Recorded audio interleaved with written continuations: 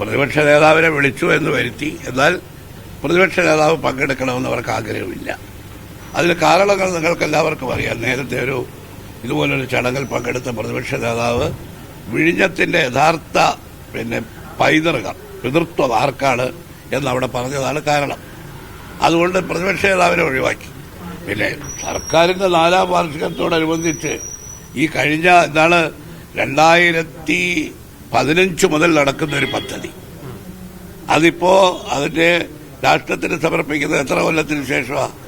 9 കൊല്ലത്തിന് ശേഷം. ആ പരിപാടി ഈ 4 വർഷം തികയുന്ന സർക്കാരിന്റെ വാർഷികവുമായി ഭാഗമായി നടത്തുന്നു എന്ന് പറയുന്നത് തന്നെ ഇതിന്റെ മുഴുവൻ രാഷ്ട്രീയമായ ഒരു മുതലെടുപ്പിന് വേണ്ടിയിട്ടുള്ള ഒരു ചടങ്ങാണ്. അത് പ്രതിപക്ഷ നേതാവ് ഞങ്ങളെല്ലാം ചോദിച്ചതാണ്.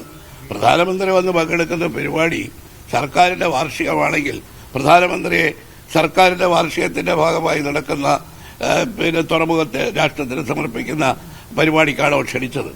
അതല്ല BJPയും CPMഉം സംയുക്തമായിട്ടാണോ ഈ സർക്കാർ വാർഷികം ആഘോഷിക്കുന്നത് എന്ന സംശയം ഞങ്ങൾ BJPയുടെ സംസ്ഥാന പ്രസിഡന്റിനോട് ചോദിച്ചു. അതുകൊണ്ട് ഇത് യഥാർത്ഥത്തിൽ നമുക്കെല്ലാവർക്കും അറിയാം. 2015 ജനുവരി മാസം ഇത് ഉമ്മൻചാണ്ടി ഉദ്ഘാടനം ചെയ്ത പരിപാടിയാണ്.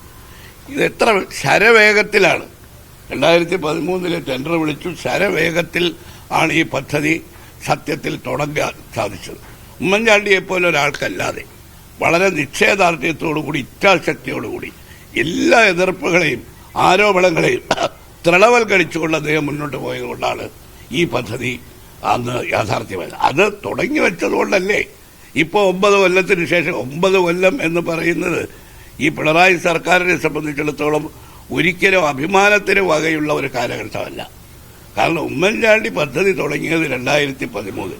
അത് 2015 അത് ഉദ്ഘാടനം ചെയ്യാൻ സാധിച്ചെങ്കിൽ ഈ ഗവൺമെന്റ് അധികാരത്തിൽ വന്നതിന് ശേഷം എന്താണ് ചെയ്തത്? 2016 ശേഷം ഒറ്റഴയുന്നത് പോലെ നീങ്ങുകയായിരുന്നു. അന്ന് ഈ പദ്ധതി ഉദ്ഘാടനം ചെയ്ത ദിവസം നിങ്ങളെല്ലാ മാധ്യമങ്ങളും പറയുന്നുണ്ട് കടൽക്കൊള്ള എന്നല്ലേ ദേശാഭിമാനിയിൽ ലേഖനം. അതിനുശേഷം ഇപ്പോൾ എന്താ? സർക്കാരിന്റെ ഇച്ഛാശക്തി. ഇത് രണ്ടും ഉമ്മൻചാണ്ടിയുടെ ഇച്ഛാശക്തി കൊണ്ടുണ്ടായതാണ്. ഇത് ഈ പദ്ധതി ഭ്രൂണാവസ്ഥയിലായിരുന്നപ്പോൾ അതിനെ അലസിപ്പിക്കാൻ ശ്രമിച്ചവരാണ്.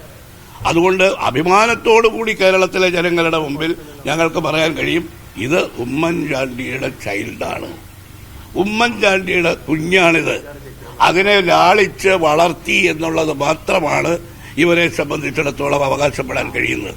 ഉമ്മൻചാണ്ടി പദ്ധതി ആരംഭിച്ചില്ലായിരുന്നു. അത് ഈ പാരിസ്ഥിതിക അതിന്റെ പഠനത്തിലെല്ലാം യഥാർത്ഥത്തിൽ നടന്ന സംഭവം ഒരു അത്ഭുതകരമായിട്ടുള്ളതാണ്. അന്നത്തെ മന്ത്രി ജയറാം രമേശിനെ ആ സ്പോട്ടിൽ ഉമ്മൻചാണ്ടി വരുത്തുകയാണ്. എന്നിട്ടാണ് പഠനം നടത്തുന്നത്. സാധാരണ ഇതുപോലുള്ളൊരു പദ്ധതിക്ക് ഈ പാരിസ്ഥിതിക അനുമതി കിട്ടുക എന്നൊക്കെ പറയുന്നത് വളരെ വളരെ ബുദ്ധിമുട്ടുള്ള കാര്യമാണ്. അപ്പൊ അതെല്ലാം ഉമ്മൻചാണ്ടിക്ക് പാർട്ടിക്കകത്തും പുറത്തും ശക്തമായ എതിർപ്പുകൾ.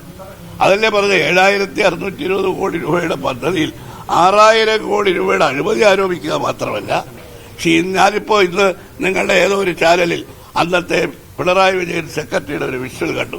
അദ്ദേഹം പറയുക, പണത്തിന് മേലെ പരുന്തും പറക്കില്ല. അത് തന്നെയാണ് കാര്യം. പണത്തിന്റെ മുമ്പിൽ ഇതാ ഈ പദ്ധതി, അതിന്റെ പേരിലാണ് ഈ പദ്ധതി നടപ്പിലാക്കുന്നത്. ഈ ഉദ്ഘാടന പരിപാടിയിൽ പ്രതിപക്ഷ നേതാവ് VD സതീശന്